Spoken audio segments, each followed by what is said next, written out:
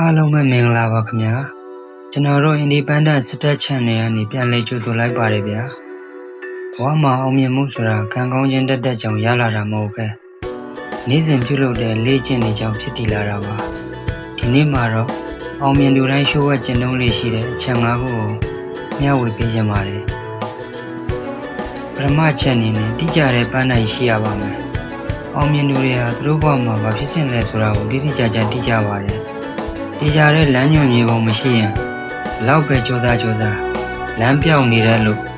တင်းမှလည်းတိကျတဲ့ပန်းတိုင်တစ်ခုရှိဖို့ပထမဆုံးလိုအပ်ပါတယ်ဗျာနောက်ထပ်ဒုတိယအချက်အနေနဲ့မလျှော့သောဇွဲရှိရပါမယ်တရားထင်းနဲ့ပွင့်လာမှမဟုတ်တယ်လို့အောင်မြင်မှုရောက်လာမှမဟုတ်ပါဘူးအောင်မြင်မှုရဲ့ရှိုးဝက်ချက်ကတခါတလေအရန်ကြိုးစားတာထက်နေတိုင်းပုံမှန်မပြတ်ကြိုးစားနေခြင်းပဲဖြစ်ပါတယ်ဗျာနောက်ထပ်တတိယမြောက်အချက်ကတော့ချိန်ကိုတန်ဖိုးထားခြင်းကျွန်တော်တို့အားလုံးမှာတရက်ကို24နာရီစီအတူတူရကြပေမဲ့အောင်မြင်တဲ့သူတွေကတော့ချိန်ကိုကျိုးရှိအသုံးချရကြပါတယ်လိုအပ်တဲ့အရာတွေမှာချိန်မဖြုံးမဲမိမိကိုယ်ကိုတိုးတက်စေမယ့်အရာတွေမှာပဲချိန်ရင်းနှီးမြုပ်နှံကြပါတယ်စတုတ္ထအချက်အနေနဲ့အမားတို့စီကတင်ကန်းစာယူခြင်း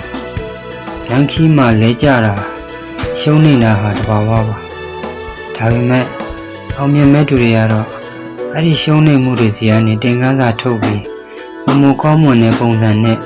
ပြန်လဲနိုးထတတ်ကြပါတယ်နောက်ဆုံးပစ္စမအချက်အနေနဲ့အကောင်းမြင်စိတ်ရှိရပါမယ်ဘလို့ခက်ခဲမျိုးနဲ့ကြုံပါစေငါဒါကိုကြော်ဖြတ်နိုင်ရမယ်ဆိုတဲ့စိတ်ဓာတ်မျိုးရှိနေဖို့လိုပါတယ်ဒီလိုဘောဆောင်တဲ့စိတ်ဓာတ်တွေကတင်းကိုရှေ့ဆက်ဖို့ကောင်းဆုံးခွန်အားတွေပေးစွမ်းနိုင်ပါတယ်ဗျာမတူညီတဲ့ပန်းတွေမှာမတူညီတဲ့ပွင့်ချိန်တွေရှိကြတယ်လို့ပါပဲသူတစ်ပါးနဲ့နှိုင်းယှဉ်ပြီးအားငယ်မနေပါနဲ့ဒီချက်လေးတွေကိုဖြည်းဖြည်းချင်းကျင့်သုံးရင်တင်းရဲ့ကိုယ်ပိုင်ချိန်မှာအလှပဆုံးပွင့်လန်းလာဖို့ဆုတောင်းပေးလိုက်ပါတယ်ဗျာ